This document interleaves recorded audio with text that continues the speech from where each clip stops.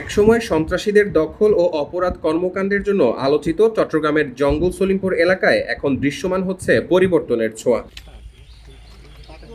এলাকার যোগাযোগ ব্যবস্থা উন্নয়নে 18 ফুট প্রশস্ত ও প্রায় 10 কিলোমিটার সড়ক নির্মাণের কাজ চলছে। এলজিইডির অর্থায়নে এবং বাংলাদেশ সেনাবাহিনীর তত্ত্বাবধানে বাস্তবিত এই প্রকল্পের মাধ্যমে দুর্গম এ জনপদে সহজ ও নিরাপদ যোগাযোগ নিশ্চিত করার উদ্যোগ নেওয়া হচ্ছে। বিকাল থেকে বাংলাদেশ সেনাবাহিনীর 34 ইঞ্জিনিয়ার কনস্ট্রাকশন ব্রিগেড কর্তৃক এই জঙ্গল সলিমপুর এলাকায় রাস্তা নির্মাণের কাজ শুরু হয়েছে।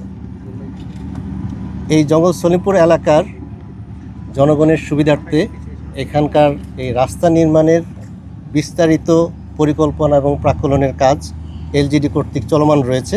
আপনারা এইখানে যেই কাজ লোকেশনটি দেখতে পাচ্ছেন, এই রাস্তাটি আলীনগর স্কুল থেকে ভাটিয়ারি হাটহাজারী লিংক রোডের 3 নম্বর বাজার সংলগ্ন এলাকায় গিয়ে সংযুক্ত হবে এবং ম্যাক্সিমাম রোড এখানে 4টা রোড আলীনগর স্কুল থেকে চারদিকে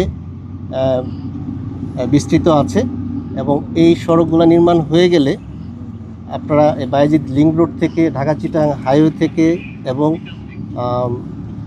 ভাটিয়ারি হাটহাজারী লিংক রোড থেকে এই 3 দিক থেকেই খুব সহজেই মানুষ চলাচল করতে পারবে এবং আইনশৃঙ্খলা বাহিনীর জন্য এটা অত্যন্ত সুগম হবে এবং তারা তাদের দায়িত্বটা খুব সুন্দরভাবে পালন করতে পারবে। নতুন সড়ক নির্মাণের ফলে শিক্ষা, স্বাস্থ্যসেবা ও দৈনন্দিন যাতায়াতের সুবিধা বাড়বে বলে আশা করছে স্থানীয়রা।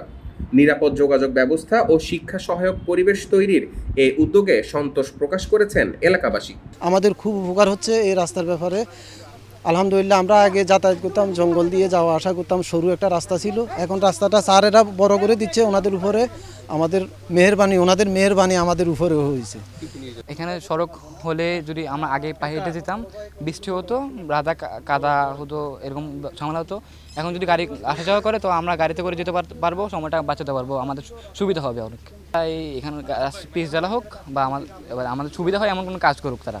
হ্যাঁ, আমাদের মনে হয় যদি এখানে যদি রাস্তার হয় তাহলে আমরা যাতায়াতের সুবিধা হবে, সেহেতু আমরা শিক্ষা পাবো, পরিবেশ পাবো।